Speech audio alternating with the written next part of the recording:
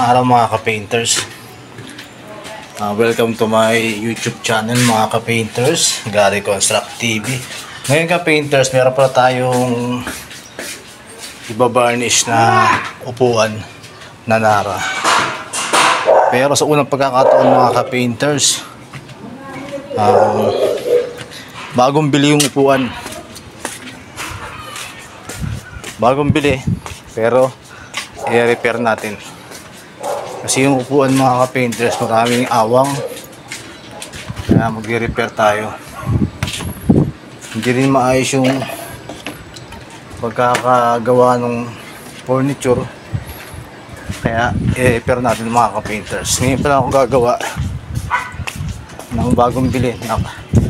I-repair ko pa mga ka-painters. Tara mga ka-painters, simulan natin. Ito mga ka-painters, yung upuan na sinasabi ko sa inyo na i-retouch natin. Bagong bili siya mga ka-painters, kaya lang ayaw na may-ari na makakita ng mga ganyan. May mga awang. Tapos yung mga sa mga dugtungan niya, ang lalaki ng butas mga ka-painters. Ayaw kasi ng may-ari, medyo masilan yung may-ari. Kaya sabi niya kung makagawa ko rin ng paraan para atakpan ko rin yung butas na yun mga ka-painters. Pero gamit po tayo dyan ng body filler saka pangulay na Rosena mga ka-painters para medyo malapit sa kulay nung upuan na nababarnisan natin o i-repair natin mga ka-painters. Acacia wood po siya mga ka-painters, kaya natural varnish lang yung gagawin natin. Yan, magtitimpla na po tayo ng ating body filler. Bakit body filler mga ka-painters? Kasi medyo po kasi malalim yung lalagyan natin, kaya dapat body filler po talaga yung natin. Tapos yung body filler mga ka-painters, haluan natin siya ng tinting color na Rosena na medyo malapit doon sa upuan na binili nila mga ka-painters. Yan, pero bago natin siya lagyan ng hardener mga ka-painters, haluin muna natin siya na medyo kahawig doon sa kulay ng upuan. Pag okay na, saka tayo maglalagay ng hardener mga ka-painters, saka natin siya i-mix. Yan.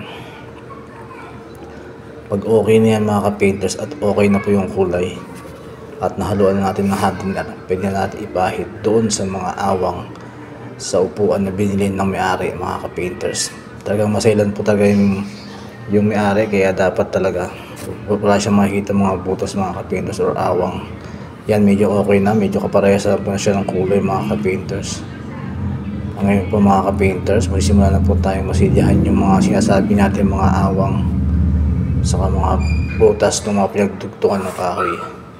Ito kasing upuan na ito mga ka-painters, gawa to sa Sash Factory o tinatawag na furniture shop. Kaya yung mga gawa ng mga ka-painters, medyo hindi ko naman sinasabing na hindi talaga standard, pero ang karamihan po ng mga kasi mga ka-painters medyo hindi rin maganda yung pagkakaano at minamadali rin po mga ka-painters. Siguro naghahabol sila ng order, kaya ganun nangyari. Pero hindi naman lahat ng furniture. Kasi may nakikita naman ako na furniture shop na ayos ang gawa mga ka-painters. Talagang solid na solid. Wala kang makikita mga awang. Pero itong nabili nila ma'am, medyo hindi maganda. Yan mga ka-painters, nalagyan ko na po siya ng body filler na nakinulayan ko ng tinting color na Rosena mga ka-painters.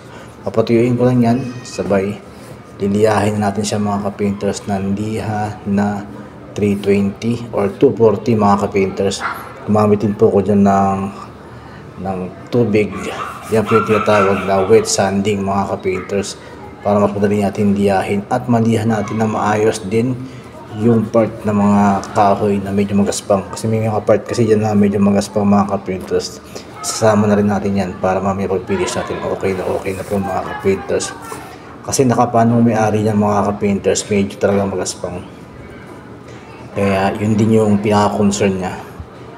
Kaya gusto niya, paghawak niya pa lang dun sa pinaka-handle ng upuan, wala siyang mga sasalat na medyo magaspang. Kaya isinama ko na yan sa pagdiliya. Pagtapos natin liyahin mga ka-painters, pinunasan ko na yan ng tuyong basahan.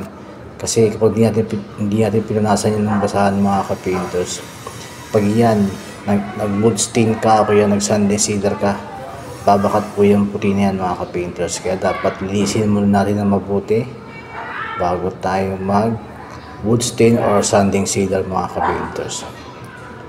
Sa mga hindi pa nakasubscribe ng aking YouTube channel, please subscribe Gary Construct TV para updated kayo sa mga bagong video ko na labas about painting works, basic knowledge, construction technique. Sa mga gusto pong pagawa sa amin, pa-renovate ng bahay, painting works, masonry, carpentry, ceiling installation, drywall installation, pwede niyo po ako message sa aking FB account, Gary Construct Painters, o pwede niyo po kayo dumire sa aking YouTube channel na Gary Construct TV. Pwede nyo rin po ako doon i-message mga ka-painters. Shout out sa aking mga kagrupo sa Pintado, samahan ng pintor at sa samahan ng talentadong pintor. At sa Davis Paint Group mga ka-painters. Shout out. Yan po mga ka-painters. Nakita nyo naman po. Okay na. Tapos ko ng liyahin. Nalinis ko na rin po. Patuyuin ko lang po siya. Tapos i-applyan ko na po siya ng wood stain para magpantay-pantay na po yung kulay. Kasi gusto rin kasi ng may-ari mga ka-painters yung nasa yan, yung mga pahalang na yan, gusto niya halos parehas doon sa gabay. Yan o, yan yung mga minasilya ko kanina. Ito na po mga ka-painters, mag-a-apply na po tayo ng ating wood stain mga ka-painters. Mahogany po yung i-apply natin para mas malapit doon sa dating kulay na ng upuan na binili nila mga painters. Bali ang lalagyan natin dyan mga ka-painters, yung minasilyahan natin kanina, yun muna yung pupondohan natin, tapos bubuuin na ulit siya para magpantay-pantay kahit paano yung kulay ng upuan na ginagawa natin mga ka-painters. Yan, nagpapahid lang po tayo ng wood stain dyan. Hindi po natin masyado kakapalan mga ka-painters kasi ayaw rin nung may-ari na medyo dark. Kaya matipis lang pagkakapahit natin ng wood stain mahogany ng Boysen mga ka-painters.